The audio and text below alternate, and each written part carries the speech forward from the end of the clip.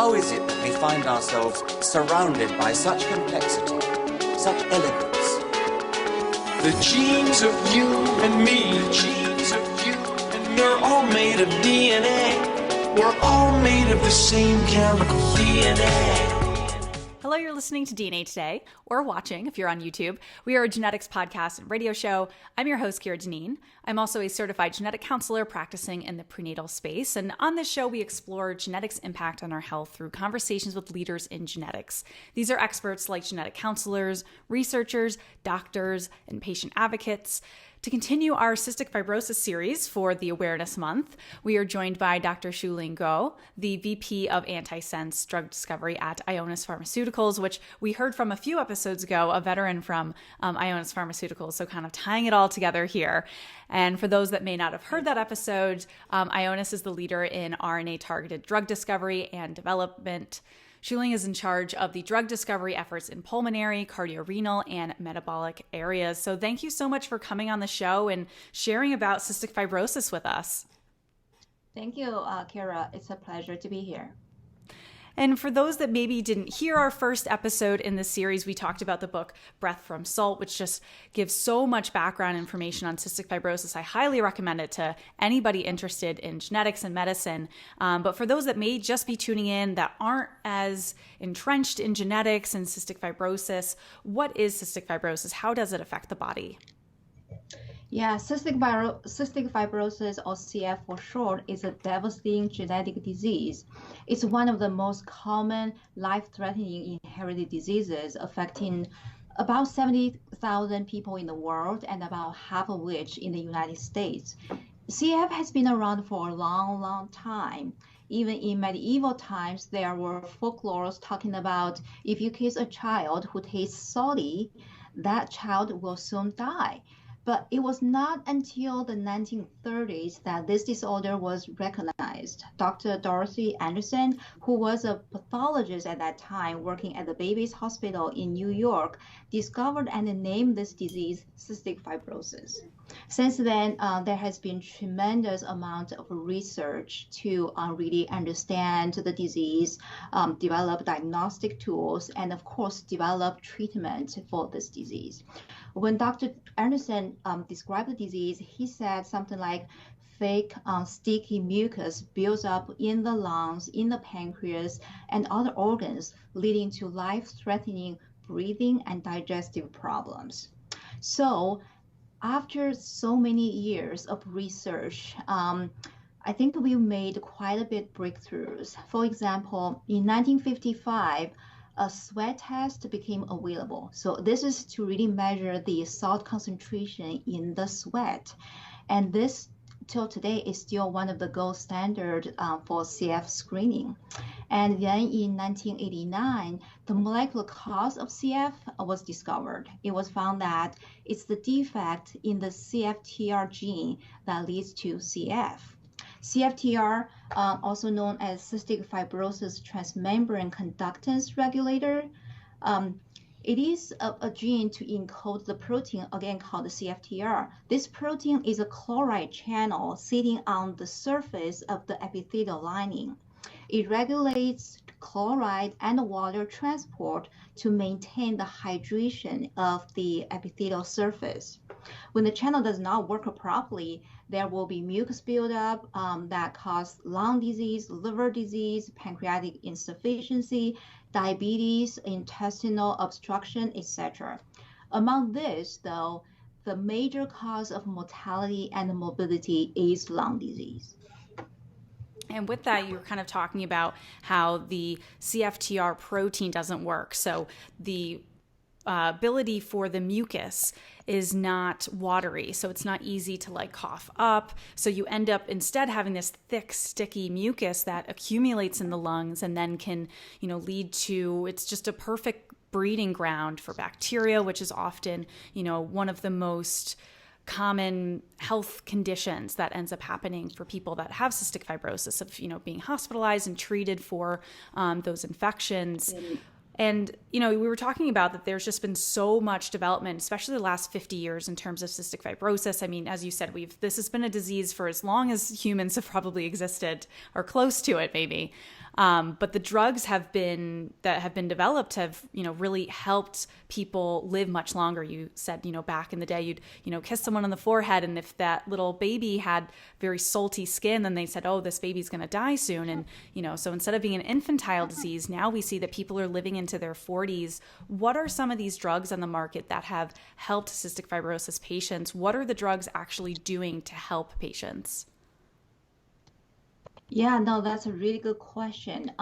Because, first, maybe let me kind of go back to talk about what CFTR functions and what is wrong with the CF lung disease.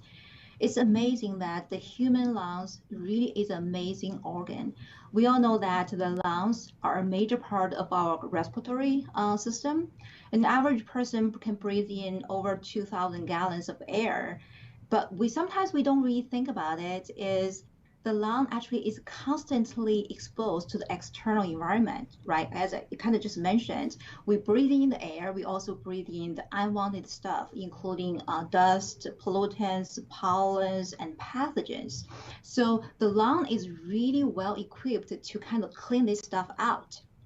So one way to think about it is our bronchial tubules are really lined with epithelial cells. These epithelial cells work together to kind of clean the airway. Some of the cells will secrete mucus. So this mucus will kind of trap the pollens, the dust, the pathogens. And then some other cells have cilia on their surface. I think of this cilia as the teeny tiny little brushes. They can work together kind of to move the mucus together with all the stuff that we don't want, so that move them up to the throat, where we can either cough them out or clear the throat or sneeze or sometimes swallow them, so that to get rid of them, so that we can really keep a very clean, clear airway so we can breathe freely, right? However, these cilia need to be hydrated or lubricated in a way. So that's why we need to really keep that thin layer of liquid on the airway surface, which we call airway surface liquid.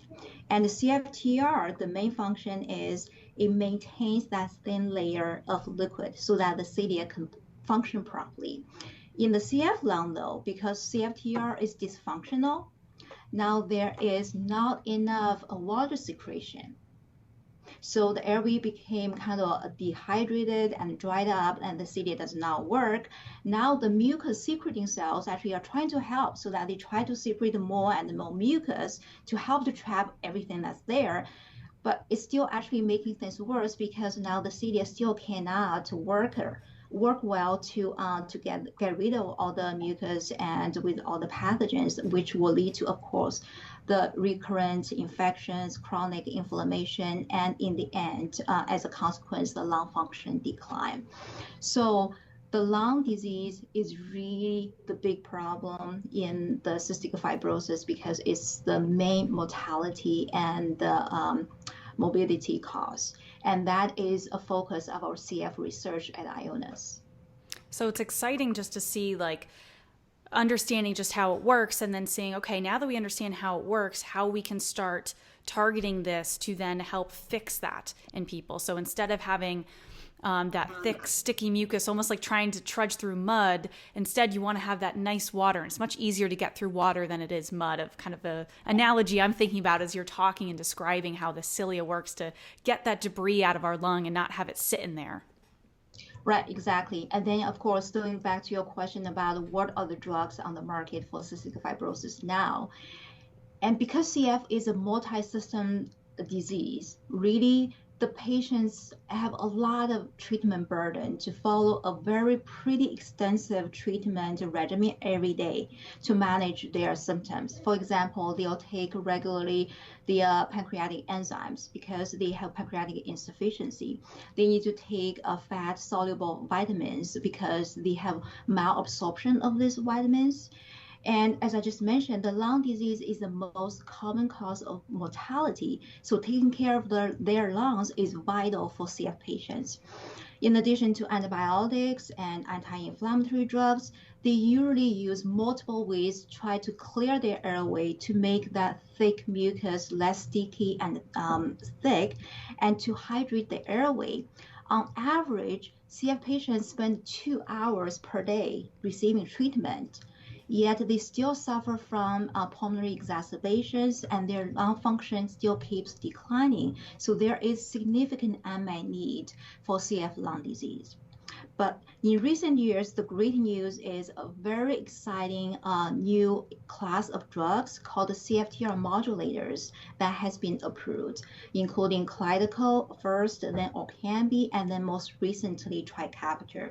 These CFTR modulators can partially restore the CFTR function for certain CFTR mutations, therefore providing a transforming therapy to improve the lung functions for those patients who are eligible for this treatment. But not all the patients can benefit from them. So as you mentioned, yeah, back in the days, like before 1950s, the CF kids rarely lived to past age 5, but now we are talking about expectancy in the 40s. So we are really treating more than half the patients are now adults, which is really a big achievement. However, there's still a lot more to be done there to improve their survival further and to improve their quality of life, especially for the lung disease. We at Ionis are developing an exciting new therapy to do just this. And so Ionis is developing a new cystic fibrosis drug. How is this going to be different than the drugs we've mentioned with Kalydeco and the other ones that CF patients are currently taking? How is this going to be a different approach? Yeah, we have a very exciting drug in clinical development. It's targeting the epithelial sodium channel, or ENaC, for the treatment of CF lung disease. We are very excited about it. Very similar to CFTR, ENaC also sits on the surface of the epithelial lining. In the healthy airway, CFTR and ENaC kind of counterbalance each other to maintain that really nice layer of airway surface liquid so that the cilia can work well, right? However, when CFTR is dysfunctional, ENaC becomes hyperactive, and it can remove extra sodium and water from the cell surface. As a consequence, the airway surface is dehydrated and the cilia cannot work properly anymore. This leads to, of course, mucus buildup, frequent infection, and inflammation, which is typical for a CF lung.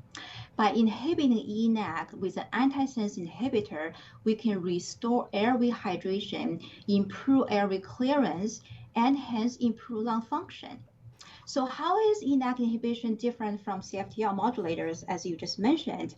To understand the difference, I want to kind of briefly talk about the CFTR mutations. As you know, probably from the previous episodes you guys already talked about, there are over 2,000 of CFTR mutations. These mutations affect CFTR function differently. Some of the mutations, even there's no protein production because there are some nonsense mutation. There's not even protein production there. With some of the mutations, the CFTR protein can be made, but they cannot traffic to the membrane. Or with some other mutations, the protein can traffic to the membrane, but it cannot open the channel properly, so on and so forth. So there are different ways to do this. CFTR modulators work on certain mutations, but not all the mutations. On the other hand, our ENaC drug should provide benefit for all CF patients. To put it simply, the ENaC drug should work for all CF mutations, really independent of the CFTR status. This is a big difference.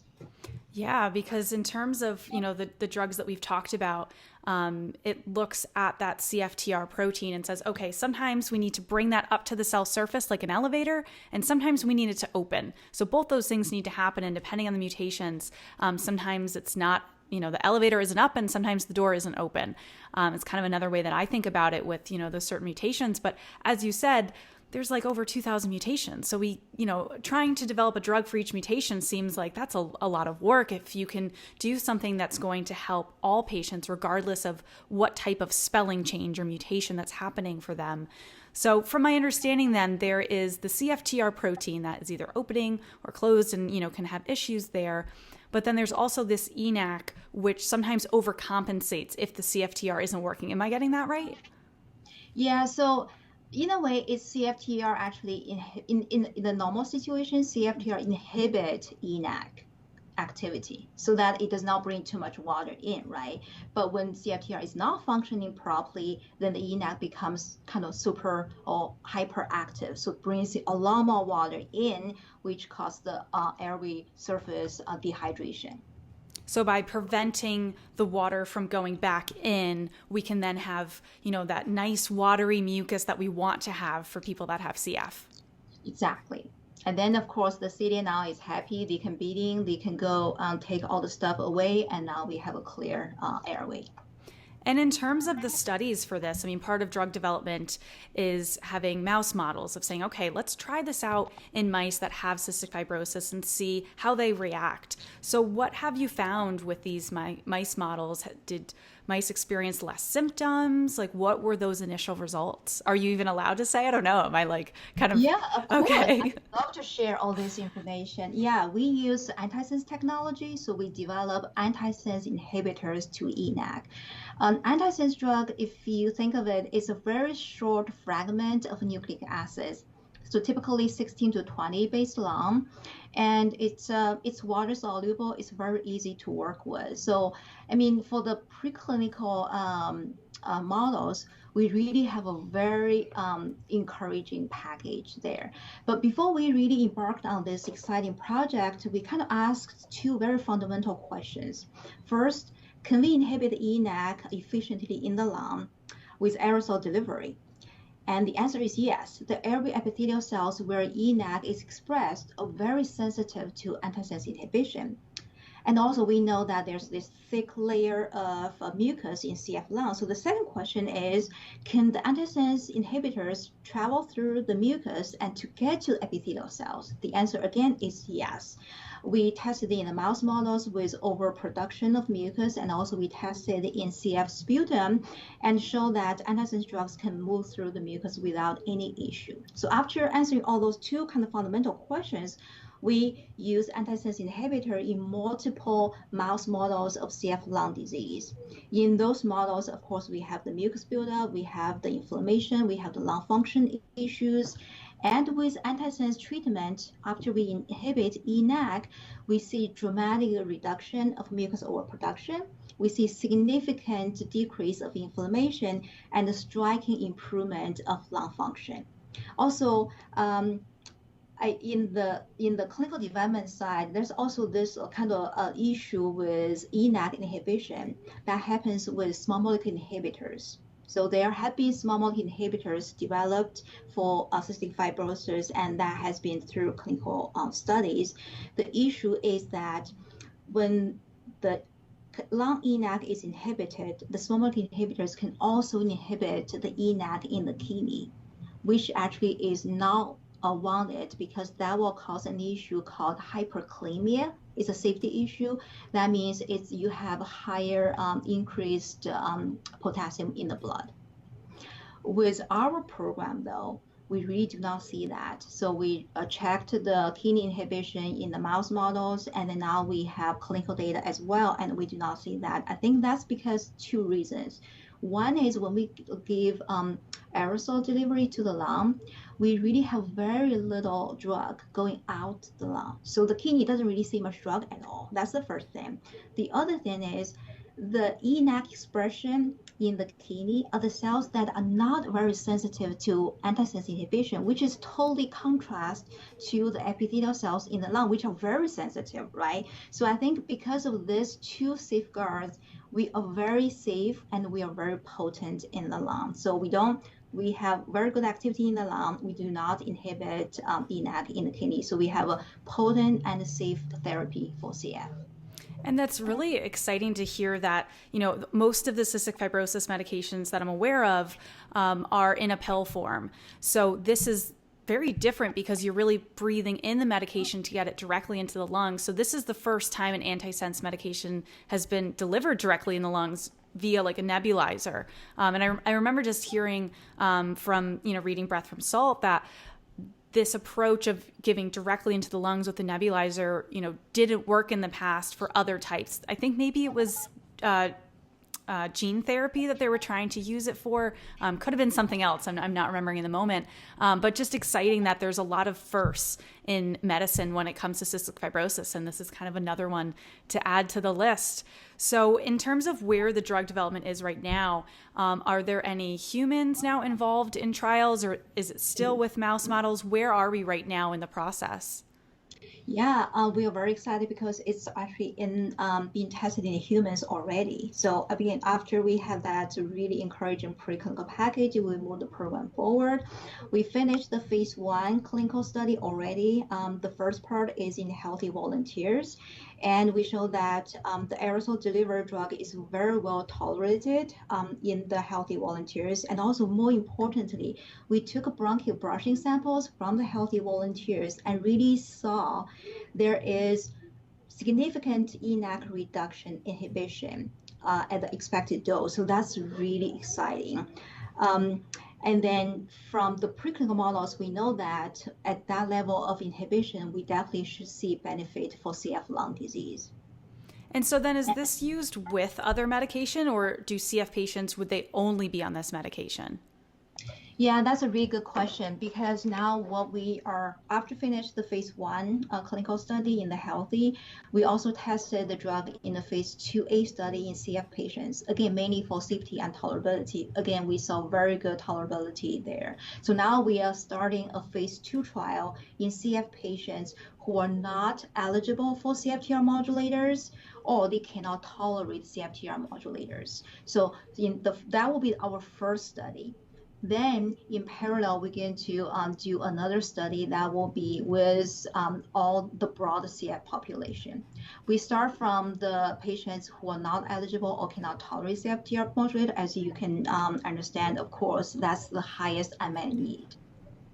Yeah, that they would be the priority. As we said before, this theoretically could work for anybody with cystic fibrosis. It doesn't have to be with people with like a delta 508 mutation or ones that are more well known.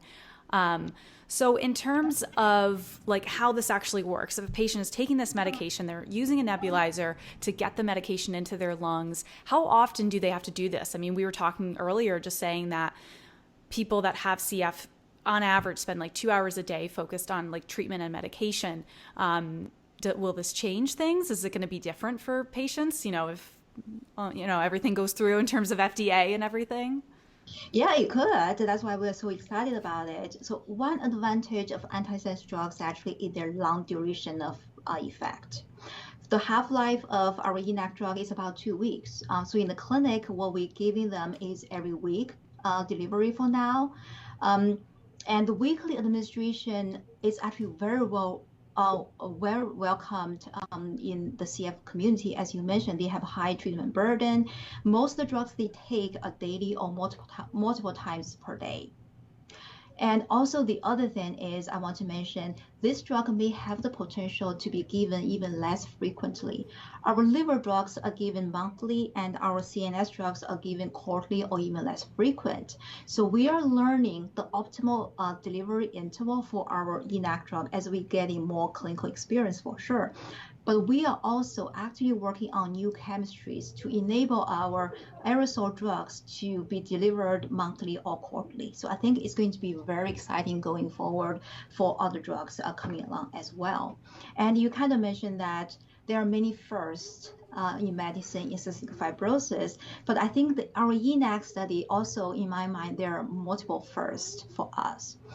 It's the first time that we see a target engagement in an antisense medicine delivered directly into the lung by aerosol, but also it's the first time to really get direct target engagement for any ENaC inhibitors. So this really gives us the opportunity to find out the true benefits of ENaC inhibition in CF. ENaC is also the first of many aerosol antisense drugs in our pipeline. So we'll apply what we learned from ENaC to other exciting pulmonary programs. So it's not just cystic fibrosis that will hopefully benefit from this, but so many other types of respiratory disorders. And then you start getting into just how many more people that this could affect and have treatment for, that, related disorders. And just as you learn, as you said, for like these trials and developing this drug, everything you learn from it, of like moving that forward with your other projects. So I'm sure this is just, I love all the firsts in medicine, and this is just like another one. And it's really exciting to see that for people that are, looking at this and saying, wow, okay, new cystic fibrosis drug. I mean, how far away are we to having this commercially available, having it FDA approved? Is this something that's going to be in the near future, or are we still a long ways away? Yeah, as I mentioned, we are starting the phase 2 in the most unmet need. That's the CF patients who cannot take or cannot tolerate CFTR modulators. So if that progresses well, we could submit an NDA as early as 2024. So actually, it's not too far in the future. Again, in the meantime, we're going to study the broad CF population, which will be take a little bit longer. And the other thing that I want to bring up is, interestingly, COPD, again, chronic obstructive pulmonary disease, also has very common phenotypes as CF, such as CFTR dysfunction, the airway dehydration, mucostasis, those kind of things, and inflammation, infection, of course. So we have preclinical evidence from Ionis and from other groups suggesting that ENaC inhibition could bring benefits to COPD as well by rehydrating the airway, by improving the airway clearance, and by reducing mucus overproduction. For this reason, we actually are testing ENaC drug in the COPD as well, which the study is ongoing. So as you mentioned, yes, we are learning in the rare disease setting as well as in the common disease setting as well. Yeah, it's so thrilling just to see how, fast research can happen, and just, and drug development can take a long time. But then if you start hearing about it when it's in phase 2, then it's like, oh, we're only a few years away from, really being able to see it on the market, commercially available for patients to benefit from. So thank you so much, Shuling, for coming on the show and just sharing all your expertise with this. I think it's so exciting to see just how much has changed in cystic fibrosis over the last 50 years, and just how much is going to be changing with it. So I just appreciate all the work you're doing, and just how great you are at explaining everything you're doing at Ionis. And I'm really looking forward to seeing, we'll have to touch base in a couple of years and say, okay, what's the status now? How can patients get treatment, and the insurance side and all the other questions that come after drugs on the market. So thank you so much for coming on the show and just explaining all of this to our listeners, and helping us celebrate Cystic Fibrosis Month. Yeah, my pleasure. And again, just like you, we really look forward to bringing ENaC drug to the market for CF and for other disease, and taking more novel therapies to patients who suffer from other diseases as well, both rare and common. Yeah. Thank you so much for having me. Yes, definitely. And if people want to learn more about Ionis, you can go to ionispharma.com. To learn more about the show, you can go to dnapodcast.com. And to connect with us, you can search DNA Today on all of the social media, Twitter, Instagram, Facebook. And this episode is also on YouTube, so you can see us talking about this. And Shuling has some, great hand gestures also to explain the cilia, so you missed that if you're listening to this in a podcast or radio form. And if you have questions for me or Shuling, please be sure to email in info@dnapodcast.com. We'll be sure to answer you there. And one more favor before we end the show, please rate and review on Apple Podcasts. We really appreciate that. That's how more nerds like yourself can discover the show and connect with us. So thank you, everybody, for listening and watching. Join us next time to learn and discover new advances in the world of genetics. The genes of you and me, the genes of you and me, are all made of DNA. We're all made of the same chemical DNA.